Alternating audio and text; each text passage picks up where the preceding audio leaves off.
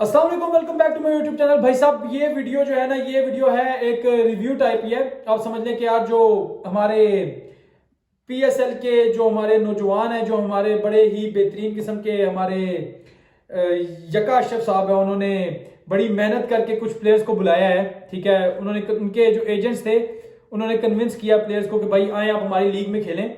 तो उन कुछ प्लेयर्स की लिस्ट आई है, मैंने कहा यार आपके साथ शेयर करूँ। जो लाइक मैं कहता हूँ कि प्लेटिनम कैटेगरी तो बहुत छोटी पड़ी है उनके लिए। लाइक मैं समझता हूँ कि वर्ल्ड के मार्की प्लेयर्स, वर्ल्ड के बेस्ट प्लेयर्स आ गए भाई इस पीएसएल में। सही है ना, उम्मीद है आप समझ रहे होंगे मैं कहना क्या चाह रहा हूँ। बाकी हम आते हैं भाई, अभी तक जो बताया गया उसके मुताबिक 158 प्लेयर्स हैं इंग्लैंड के जिन्होंने रजिस्टर किया है। उसके बाद आ जाते हैं भाई अफगानिस्तान के 36 हैं, साउथ अफ्रीका के 30 हैं, बांग्लादेश के 21, न्यूजीलैंड के 18, ऑस्ट्रेलिया के 16, जिम्बाब्वे के 11, आयरलैंड के 9 और ऐसे ही कुछ है। और ऑस्ट्रेलिया का कोई प्लेयर, हाँ ऑस्ट्रेलिया के 16 प्लेयर्स हैं, सॉरी मैं भूल गया था। अच्छा, उसके बाद आते हैं भाई प्लेटिनम कैटेगरी में। प्लेटिनम कैटेगरी में आप नाम देखें और यकीन करें आपको मैं बताऊंगा डायमंड कैटेगरी में प्लेटिनम से बहुत बेहतर बेहतर प्लेयर पड़े हुए हैं। ठीक है, मैं आपको नाम गिन गिन के बताऊंगा, आप खुद बताइएगा।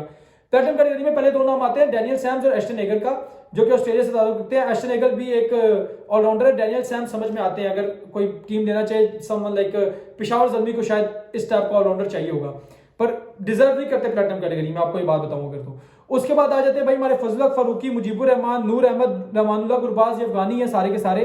उसके बाद हमारे इंग्लैंड से आते हैं हमारे प्यारे भाई Ben Duckett, Chris Jordan, David Willey, David Malan. उसके बाद आ जाते हैं भाई रेस टोपली भी हैं, लूक वुड, टॉम करन और टमाल मिल्स। उसके बाद नेपाल से संदीप नमीचैनी। फिर न्यूजीलैंड से आते हैं हमारे जिमी नीशम।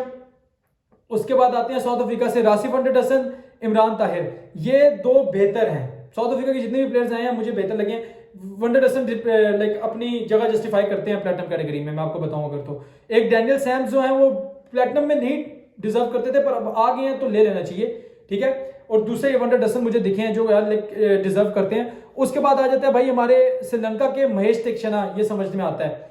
महेश तीक्षणा, बनुका राजापक्सा, दसुन शानका भी प्लेटिनम में है, कुछ समझ में नहीं आती। उसके बाद आ जाते हैं हमारे कैरन पोलार्ड, रोमन पॉवल जो है ये समझ में आती है भाई साहब। रिमारियो शेफर्ड, ब्रेंडन के काइल मेयर्स। ठीक है, रिमारियो शेफर्ड, ब्रेंडन किंग्स और काइल मेयर्स जो है ये हमारे वेस्ट इंडीज की तरफ से आ जाते हैं। पोलार्ड जो कब से रिटायर हुए हैं, रोमन पॉल समझ में आती है भाई, जो पावर रेटिंग का जो वो मजा देते हैं ना। पर मेरे ख्याल में रोमन पॉल के बजाय पेशावर ज़ल्मी अपना वही रिमारियो शेफर्ड को दोबारा से, नहीं ये रिमारियो शेफर्ड है, हाँ रिमारियो शेफर्ड है यार, ये तो वो लाइक इनका जो मेन पेशावर ज़ल्मी का वो था ना शेफेन रदरफर्ड, वो नहीं आया, पता नहीं क्यों इधर नहीं आया। अब देखते हैं आगे क्या क्या आता है।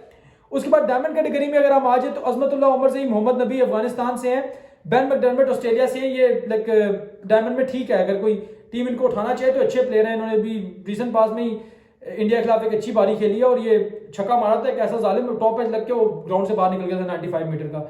तो अच्छा प्लेयर है ये, इसको मैंने देखा बिग बैश में भाई, इसकी शॉट हम जैब बहुत प्यारी है।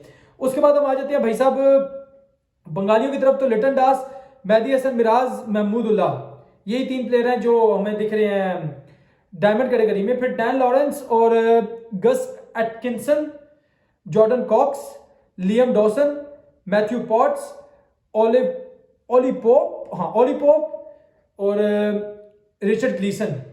ठीक है, ये इंग्लैंड की तरफ से आ रहे हैं। न्यूजीलैंड की तरफ से जो टिम साइफर्ट, मार्टिन गप्टिल और चैट बोज, ये तीनों मेरे ख्याल में डायमंड कैटेगरी में ठीक है। मार्टिन गप्टिल बाबा है, इसको मिस कराएं, बाकी ठीक है।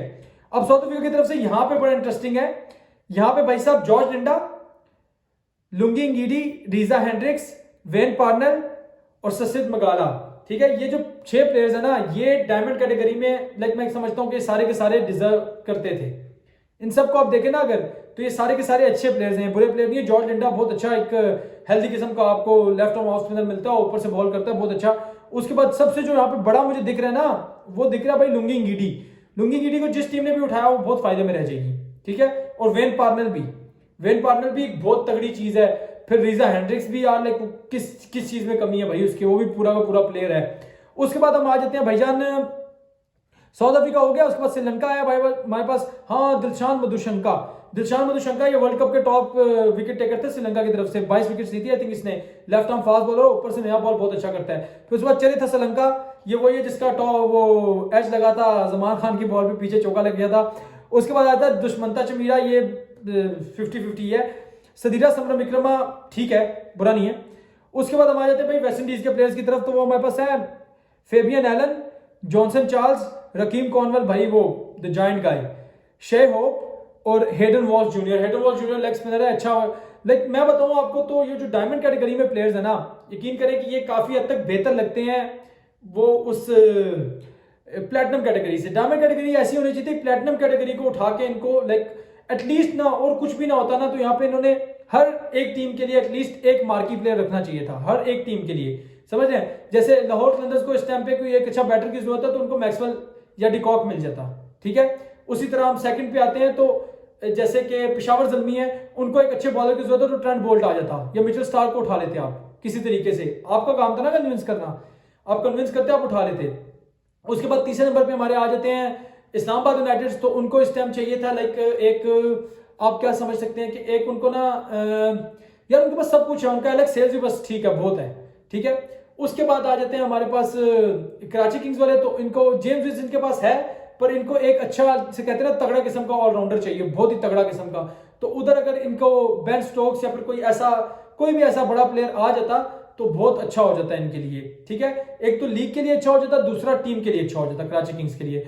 उसके बाद हम आते हैं भाई कौन रह गया, इस्लामाबाद यूनाइटेड भी हो गया। मुल्तान के पास जो क्या नाम है उसका, उनके पास बॉलर्स जो हैं वो लोकल ही हैं, ज्यादा बहुत कोई बड़ा बॉलर है नहीं बाहर का। तो एक आधा बॉलर उधर भी आ जाता, स्टार्क आ जाता या बोल्ट या फिर वो लॉकी फर्गुसन को ले आते या एनरिक नोकिया, कगिसो रबाडा, कोई भी आ जाता तो ये अच्छा था।